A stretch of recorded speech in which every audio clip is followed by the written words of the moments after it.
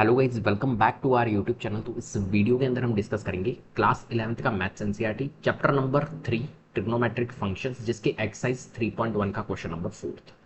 Question number 4 है हमारे पास। Find the degree measure of the angle subtended at the centre of a circle of radius 100 centimetre by an arc of length 22 centimetre. Question का मतलब समझते हैं। पहली बात तो क्वेश्चन कहना क्या चाह रहा है। तो क्वेश्चन आपको कहना चाह रहा है कि भाई एक हमारे पास में सर्कल है, इसका एक सेंटर है, और यहाँ पर इसने बोला है कि यहाँ पर क्या है कि इस सर्कल की जो रेडियस है 100 सेंटीमीटर और आर्क ऑफ लेंथ 22 सेंटीमीटर है। तो मान के चलिए कि यहाँ पर ये आर्क ऑफ लेंथ है, यहाँ से लेके यहाँ तक, ये यहाँ से लेके यहाँ तक arc of length of arc, ये जो चीज़ है ये 22 सेंटीमीटर है। और ये यहाँ पर जो एंगल बना रही है, सेंटर पे जो एंगल बना रही है यहाँ से, ये आर्क ऑफ लेंथ का एक पॉइंट ये रहा और एक पॉइंट ये रहा। ये जो सेंटर पे एंगल बना रही है, जो एंगल हो रहा है ये हमारा थीटा जो बन रहा है यहाँ पर, ये एंगल, ये आपको क्या बताना है, यहाँ पर बताना है कि सेंटर पे जो एंगल बन रहा है वो कितने डिग्री का एंगल बन रहा है। इसने बोला find the degree measure of the angle subtended at the centre of a circle. तो यहाँ पर जो ये थीटा है ये कितने डिग्री का है, ये आपको बताना है, डिग्री के फॉर्म में बताना है। अब देखिए यहाँ पर जो ये चीज़ होगी ये क्या है, रेडियस है। रेडियस गिवन है आपको 100 सेंटीमीटर, तो ये 100 होगा। और ये भी हमारी रेडियस है तो ये 100 होगा। कुल मिला के ये कहना चाह रहा है कि सेंटर पे जो एंगल बनेगा वो कितने डिग्री का बनेगा, अगर आपको लेंथ ऑफ आर्क और आपको रेडियस गिवन है सर्कल के। क्लियर है, बात समझ गए। अब देखिए एक कॉन्सेप्ट आपने पढ़ा होगा यहाँ पर कि जब भी अगर ऐसी सिचुएशन होती है तो यहाँ पर जो ये थीटा होता है, तो सबसे पहली बात तो ये थीटा जो होता है वो इन रेडियंस फॉर्म में होता है, रेडियन के फॉर्म होता है। ये थीटा जो होता है वो रेडियंस के फॉर्म में होता है। और जो ये थीटा होता है वो क्या होता है, थीटा जो होता है वो लेंथ अपॉन आर होता है, मतलब length of arc divided by R होता है, रेडियस होता है। थीटा जो होता है वो रेडियन के फॉर्म में होता है और थीटा जो होता है वो इज इक्वल्स टू होता है एल बाय आर। ये अपने को पता होना चाहिए। तो यहाँ पर देखिए सबसे पहले हम क्या करेंगे, जो जो चीज़ें गिवन है वो लिख लेते हैं। तो हमारे को गिवन क्या है, एक तो लेंथ ऑफ आर्क गिवन है, मतलब एल गिवन है, तो एल 22 सेंटीमीटर हमने लिख ली। रेडियस आपको गिवन है, रेडियस कितना गिवन है यहाँ पर, रेडियस आपको गिवन है 100 सेंटीमीटर, तो हमने यहाँ पर लिख दिया 100 सेंटीमीटर। क्लियर है। और हमें क्या निकालना है, यहाँ पर थीटा निकालना है कि जो सेंटर में हमारा थीटा बन रहा है, जो सेंटर में एंगल बन रहा है आर्क के थ्रू, है ना, तो वो कितना डिग्री बन रहा है, ये आपको यहाँ पर निकालना है। तो यहाँ पर देखिए अभी मैंने आपको बताया थीटा जो होता है, theta is equal to L by R होता है। तो theta is equal to L by R, और यहाँ पर जो थीटा निकलता है वो रेडियंस के फॉर्म में निकलता है, ये मैंने आपको बता दिया।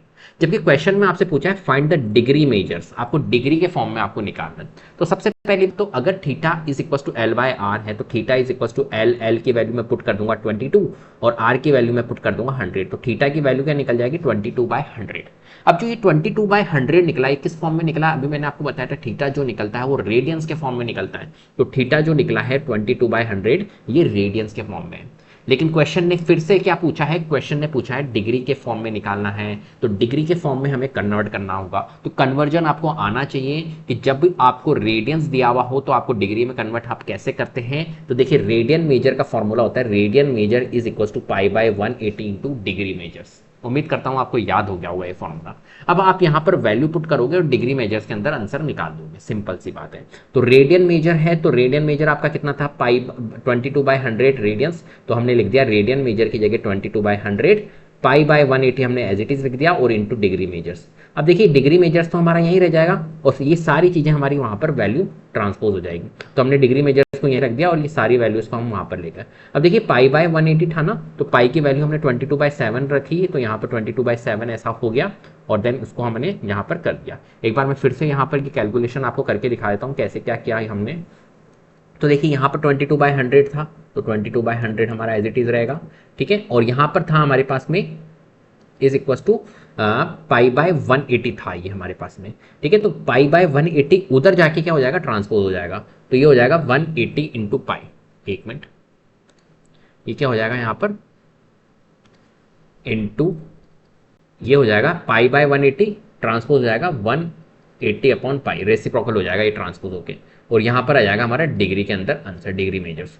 अब देखिए यहाँ पर पाई की वैल्यू जो है वो कितनी है हमारी, पाई की वैल्यू जो है ये हमारी 22/7 होती है। तो हम यहाँ पर 22/7 जब हम रखेंगे, तो मैंने आपको पहले ही बता रखा है कि यहाँ पर पाई की वैल्यू 22/7 रखेंगे तो 22 तो यहीं रह जाएगा, 7 हमारा चल जाएगा ऊपर की तरफ। तो ये फॉर्मेट आएगा आपका 7 इंटू 22/100 इंटू 180/22। तो यहाँ पर देखिए 22/100 180/22 इंटू 7, यही आ रहा है। तो ये आ गया हमारा, इस तरीके से यहाँ पर कैलकुलेशन की गई है अब डिग्री मेजर्स हमारा इनको हम रिड्यूस कर लेंगे तो 22 से 22 हमारा जा ही रहा है। यहाँ पर आप देख सकते हैं 22 से हमारा 22 रिड्यूस हो रहा है, 0 से 0 रिड्यूस हो रहा है, 2 5 जा, 2 9 जा, ठीक है। इस तरीके से हम यहाँ पर रिड्यूस कर पा रहे हैं।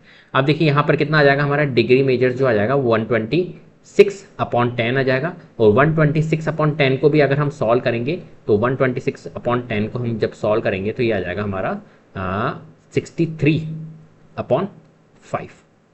क्लियर है?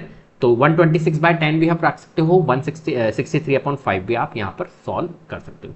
अब देखिए यहाँ पर आगे का प्रोसेस आपको आना चाहिए। आगे हम कैसे सॉल्व करते हैं, तो यहाँ पर देखिए 126/10 है, ठीक है, डिग्री मेजर से 126/10। अब 126/10 आया है हमारा, यहाँ आप कह सकते हो 63/5 आया है, तो ये फ्रैक्शन में आई है हमारी वैल्यू, परफेक्ट डिग्री नहीं निकली है। तो परफेक्ट डिग्री नहीं निकाली है तो हमको परफेक्ट डिग्री निकालनी होगी। तो जो डिग्री निकलेगी वो हमारी कैसे निकलेगी, एक तरह से मिनट और सेकेंड्स के फॉर्म में यहाँ पर निकलने वाली है।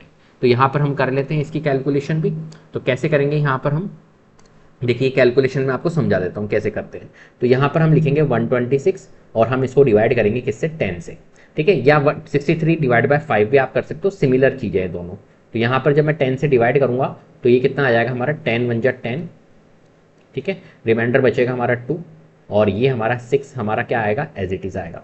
फिर 10 से करेंगे हम 10 2 जा 20, ठीक है। अब हमारा रिमाइंडर कितना बचा, 6। अब देखिए ये 6 10 से जाएगा क्या, नहीं जाएगा। तो हमें अब क्या करना है, अब ये नहीं जाएगा तो यहाँ पर 60 से आपको मल्टीप्लाई करना है। अब यहाँ पर 60 से क्यों मल्टीप्लाई करते हैं ये भी मैं चीज़ बताता हूँ, क्योंकि जो 1 मिनट होता है उसके अंदर क्या होता है हमारा 60 सेकेंड्स होते हैं, ठीक है। इसलिए हम यहाँ पर क्या करते हैं 60 से मल्टीप्लाई करते हैं। 1 हार्स के अंदर 60 मिनट्स होते हैं एक्चुअली में, इसलिए हम करते हैं, और 1 मिनट के अंदर 60 सेकंड्स होते हैं, तो फिर हम और 60 से मल्टीप्लाई करेंगे। तो जो आंसर अभी निकलेगा वो मिनट में निकलेगा। तो 6 × 60 हम करेंगे तो 360 आ जाएगा, और यहाँ पर हमारे पास में 10 हमारा डिविजर बन के रहेगा। तो अब 10 से करेंगे इसको कितने टाइम्स, तो 10 से जाएगा हमारा ये 3 टाइम्स 30, और 10 से जाएगा ये 6 टाइम्स 60। ये पूरा पूरा चल गया। अब आगे कुछ भी नहीं करना है आपको। तो देखिए ये 12 तो हमारा क्या था, 12 तो हमारा डिग्री था, और ये 36 जो आया है वो मिनट आया। अगर आगे और भी आता, और मिनट को रिप्रेजेंट करते हैं हम सिंगल कॉमा से, तो 36 मिनट। तो देखिए यहाँ पर आंसर भी आ रहा है हमारे पास में 12 डिग्री और 36 मिनट। अब देखिए जब हम इसको आगे अगर हम सॉल्व करते हैं, यहाँ पर 0 अगर नहीं आता, यहाँ पर मान के चलिए कुछ और आता, तो फिर 60 से और मल्टीप्लाई करते हैं, 60 से और मल्टीप्लाई करते हैं, और फिर 10 से हम 10 डिविजन रख के फिर हम आगे और सॉल्व करते हैं, ठीक है। देन फिर हम सॉल्व करते तो आगे और कोई वैल्यू आती, मान के चलिए जो भी आती, यहाँ पर जो भी हमारा क्वेश्चन आता, मान के चलिए 12 आता, 14 आता, अगर क्वेश्चन 14 आता तो 14 फिर हम यहाँ पर लिखते हैं, और 14 जो रिप्रेजेंट होगा वो सेकंड से रिप्रेजेंट होगा, क्योंकि यहाँ पर सेकंड का रिप्रेजेंटेशन अपन ने किया है, सेकंड को हमने किया है। तो यहाँ पर सेकंड का रिप्रेजेंटेशन कैसे होता है, डबल कॉमा से होता है। इस तरीके से हम करते हैं। तो अगर आपको नहीं आता तो प्रीवियस क्वेश्चन आप देख लेना, वहाँ पर मैंने करवा रखा है ये सारी चीज़ें, क्लियर है। तो इस तरीके से आपको इस क्वेश्चन को सॉल्व करना है। तो यहाँ पर आंसर क्या आएगा हमारा 12 डिग्री 36 मिनट, इस क्वेश्चन का आंसर होगा, ठीक है। तो उम्मीद करता हूँ वीडियो आपको पसंद आई होगी। अगर वीडियो पसंद आई है तो प्लीज़ लाइक कीजिए, शेयर कीजिए, चैनल को सब्सक्राइब कर लीजिएगा, बेल आइकन को जरूर प्रेस कर लीजिएगा, जिससे कि अपकमिंग वीडियोस के नोटिफिकेशन आपको टाइम टू टाइम मिलते रहे। Thank you so much.